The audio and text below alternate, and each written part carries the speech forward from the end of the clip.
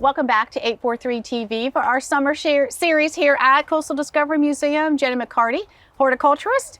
You met me last time and now you've been busy on the job, and we're at the butterfly exhibit, which is amazing. And you're going to share a lot about what happens in here. Absolutely. Thank you so much for having me back. I mean, I love to share all the things about, plant pollinator stuff.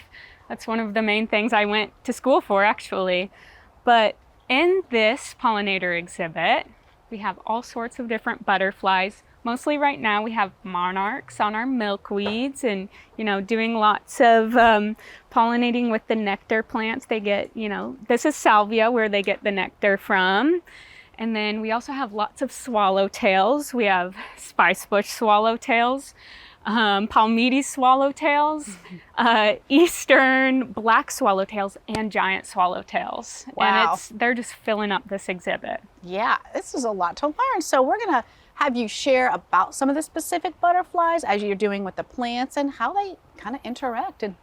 Yeah, absolutely. Even right here on my left, we're surrounded by sassafras, which the mothers lay their eggs on, and the egg sticks are about the size of the top of a pen, and a pen like needle pen, and the egg sticks are just these clear yellowish little dots that we go out and actually look for to bring them in here so we can kind of start the life cycle indoors so everyone can see. But we also can find them out in the wild, kind of curled up here where they produce silk, and it's just like a protective cover where they make their own house and then they're surrounded by a food source. Wow, this is really amazing. We're going to take a walk around a little and have you share and point out some of the other things in here that all of you can come by for free, by the way, and check it out. So let's see what we've got. What else we have in the exhibit? So we have tons of different salvias around here. We have, special varieties like blue suede shoes where you kind of get this awesome violet color. And we also have things like pentas, which you see this spicebush swallowtail right here, kind of right by getting nectar from. Yeah. And now, what butterfly is that? That's the spicebush swallowtail. Okay. And you can tell because it has that yellow like the other swallowtails have, but then you also see that beautiful black and hint of blue. Yeah. It's very special, and it's kind of like the rarer swallowtail.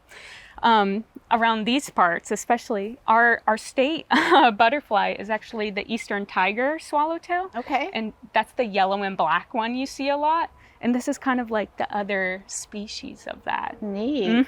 And as we're looking, you mentioned that this is the only butterfly exhibit within several hour drive. Yes, absolutely. And it is a labor of love that we do this. Yeah. We have a whole team of people that just do, like the pollinator gardens, and they're all volunteers. All these ladies are just coming in, some of them on their days off, some of them retired and doing this for fun.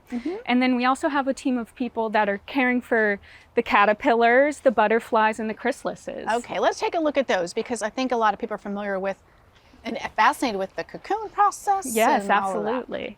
So look at that. Yeah, these are all of our chrysalises, and we protect them from the predators here because we do have squirrels, we have skinks, and they like to cause a little trouble.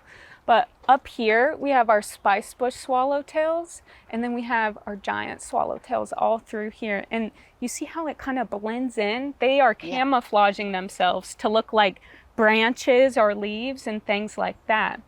How long of a cycle is that cocoon period? Yes, so it's going to be like a week to 2 weeks based on the weather. Okay, and that's not long. That's short. No, very short.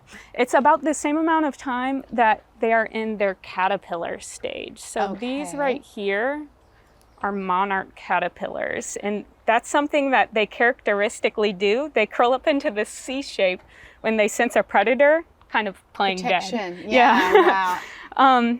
And what we do here is we literally just set them on the leaves, and as you're doing that, it's absolutely fascinating just listening to that cycle life of just the butterfly, the plants, and how it's all really designed in nature, and that's really amazing. So I see one flying around over there. Let's take a walk. Yeah.